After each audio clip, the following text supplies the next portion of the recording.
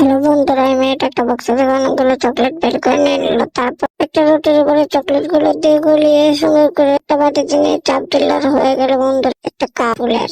তো এই সুন্দর ফুলের কাপটাকে রেখে এখন আম নিয়ে সুন্দর করে এটা কুচি কুচি করে কেটে নিল সুন্দর করে। তো বন্ধুরা, পুরো ভিডিওটা দেখার আগে তোমাদের জন্য রাত্রি এত কষ্ট করে ভিডিও বানাই, তোমরা যদি সাপোর্টই না করো তাহলে তো এত কষ্ট করে ভিডিও বানার কোনো মূল্যই নেই। যদি বন্ধুরা তোমরা সাপোর্ট করতে চাও তাহলে একটা লাইক দিয়ে চ্যানেলটি সাবস্ক্রাইব করে দিয়ে যাও। তো বন্ধুরা, তারপর মেয়েটি অনেকগুলো স্ট্রবেরি মাঝখানের অংশ সুন্দর করে কেটে ফেলে সবগুলোকে একটা হাতে বাটিতে রেখে দিল।